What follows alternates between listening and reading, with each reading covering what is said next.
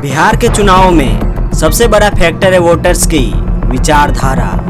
मतलब वोटर्स किस प्रकार की सोच रखता है, अपनी रोजमर्रा की जिंदगी को किस तरह से जीता है, वह किस तरह से समाज के दूसरे वर्गों से व्यवहार करता है, उसके रोजमर्रा की और लंबे समय की परेशानियां क्या है, वो किन सिद्धांतों में और किन महापुरुषों में विश्वास करता है।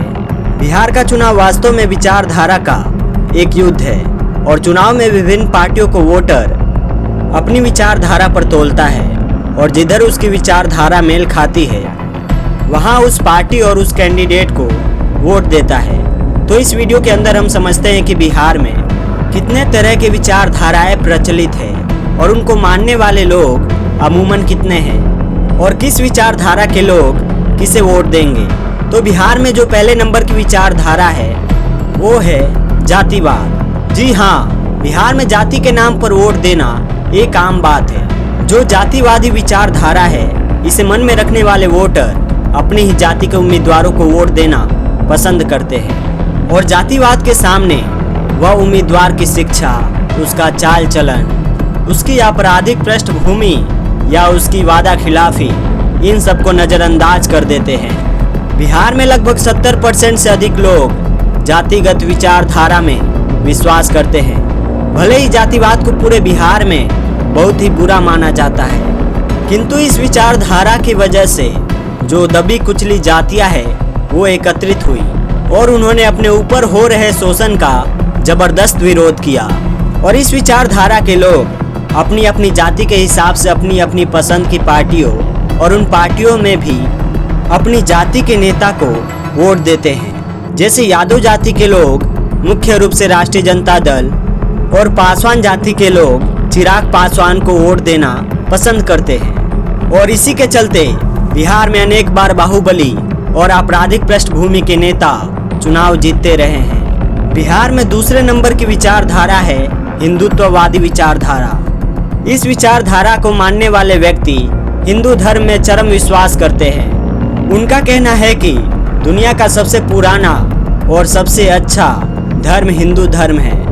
हिंदुत्ववादी विचारधारा को मानने वाले लोग भारत को एक हिंदू राष्ट्र बनाना चाहते हैं। वो लोग ये भी चाहते हैं कि भारत के संविधान में भी धर्म के हिसाब से नियम बदल दिए जाए और भाजपा इस विचारधारा के लोगों को एकजुट करके उनके समग्र वोट हासिल करने के लिए लगातार प्रयास करती है।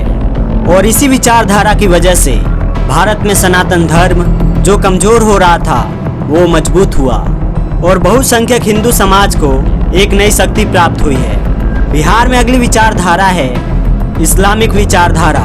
इस्लामिक विचारधारा को मानने वाले लोग यह चाहते हैं कि मुसलमानों को उनकी जनसंख्या के हिसाब से सत्ता में भागीदारी मिलनी चाहिए, उसी अनुपात में उनके सांसद और विधायक चुनाव में जीतने चाहिए। काफी लंबे समय से ऐसा नहीं हो रहा है। बिहार में मुसलमानों की जनसंख्या लगभग 18% है और इसमें से लगभग 45% मुसलमान इसी इस्लामिक विचारधारा को मानने वाले हैं। इस विचारधारा के बढ़ने की वजह से भारत में मुस्लिम समाज को एक होने के लिए एक मौका मिला है और अपने समाज का विकास करने के लिए मुसलमानों के अंदर ललक पैदा हुई है। और इसी विचारधारा के चलते समाज में अनेक नए मुस्लिम नेता भी इस समय पैदा हो रहे हैं। इस विचारधारा के लोग चुनाव में या तो मुस्लिम उम्मीदवार को या फिर किसी ऐसे उम्मीदवार को वोट देते हैं जो कम से कम सेकुलर विचारधारा में विश्वास रखने वाला हो और धर्म के नाम पर भेदभाव ना रखता हो। और इसके बाद आती है सेकुलरिज्म की विचारधारा। इस विचारधारा को मानने वाले लोग का कहना है कि राजनीति और प्रशासन में किसी भी धर्म की कोई दखलंदाजी नहीं होनी चाहिए। इस विचारधारा के लोग धर्म के आधार पर लोगों के बीच में भेदभाव नहीं करते।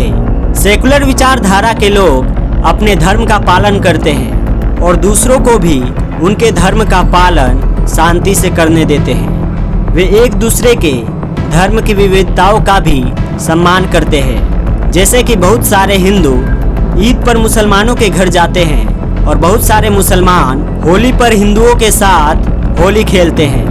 आप देखेंगे कि कोई भी इस्लामिक विचारधारा का व्यक्ति या हिंदुत्व विचारधारा का व्यक्ति खुले में यह नहीं कहता है कि वह दूसरे धर्म का विरोध करता है, वह यही कहता है कि मैं सभी धर्मों का सम्मान करता हूँ। बिहार की लगभग 25% आबादी इसी विचारधारा को मानती है। किंतु भारत में एक और गड़बड़ है कि सेकुलरिज्म के बहाने राजनीति में सभी धर्मों को आगे बढ़ाने और राजनीति का धार्मिकीकरण करने के लिए इस्तेमाल लंबे समय से किया गया है। इसके बाद आती है बिहार के विकास की विचारधारा। इस विचारधारा को मानने वाले लोग मानते हैं कि धर्म, राजनीति और जाति से महत्वपूर्ण है बिहार का चौतरफा विकास।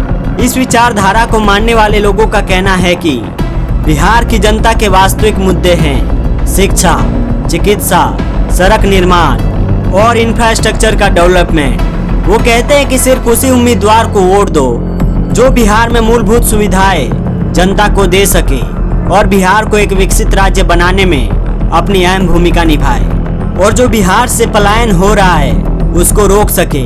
बिहार में लगभग 60% से अधिक लोग इस विचारधारा को अपनी दूसरी विचारधारा मानते हैं, किंतु हमेशा इस विचारधारा के तहत वोट नहीं देते।